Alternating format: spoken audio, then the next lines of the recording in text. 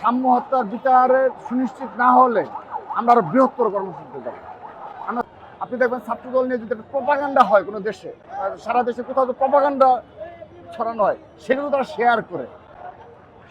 Share করে আর সাম্য হত্যার বিচারের দাবিতে তাদের সোশ্যাল মিডিয়ায় একটি স্টেটমেন্ট পর্যন্ত আমরা দেখছি না। আপনি দেখেন গতকাল একটি ঘটনা সোশ্যাল মিডিয়ায় ভাইরাল হয়েছে। আপনি আর্টস কলেজে, এই মোহাম্মদপুর আর্টস কলেজ যেটা, সেখানে আপনার একটি ঘটনা ঘটেছে 6 দিন আগের ঘটনা, মানে বৃহস্পতিবারের ঘটনা, 7 দিন আগের ঘটনা।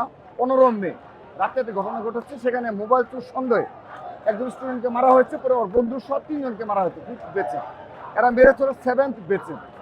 তো যাই হোক, তাৎক্ষণিকভাবে অধ্যক্ষ ম্যাডাম গিয়ে 3 জনকে বহিষ্কার করেছে, শেষ। এবং পুলিশও গিয়েছে, শেষ।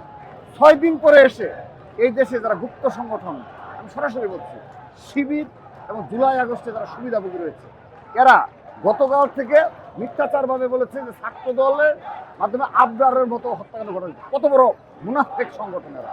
তার পরবর্তীতে আমরা সাথে সাথে অধ্যক্ষের সাথে কথা বলেছে এটা 6 দিন আগের ঘটনা এবং এমন কোনো রাজনৈতিক কোনো সম্পৃক্ততা নেই। আমরা 3 জনকে বহিষ্কার করেছি। যদি ছাত্রদের সম্পৃক্ততা থাকতো, সে বলেছে, তাহলে সেই ক্ষেত্রে তো ওই দিনই মিডিয়া আসতো। 6 দিন আগের একটি ঘটনাকে আসছি কেন, সে অবাক হয়েছে। কিন্তু সোশ্যাল মিডিয়া প্রপাগান্ডা কিন্তু ছড়িয়ে দেওয়া হয়েছে। সাম্য হত্যা বিচারের দাবিতে তাদের কোনো প্রতিক্রিয়া নেই। এই ধরনের যারা মুনাফিক, তারা নাকি এই দেশে ইসলাম কায়েম করে। তো আমি ধিক্কার জানাচ্ছি তাদের অবস্থার কারণে।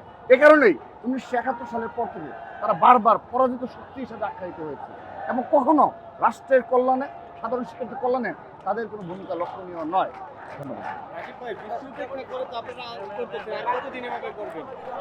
আমার পিঠ গড়ে উঠেছিল, ঐক্য গড়ে উঠেছিল, সেই ঐক্য যে বিনষ্ট হয়ে যাচ্ছে তাদের বক্তব্যের কারণে, তাদের অবস্থানের কারণে।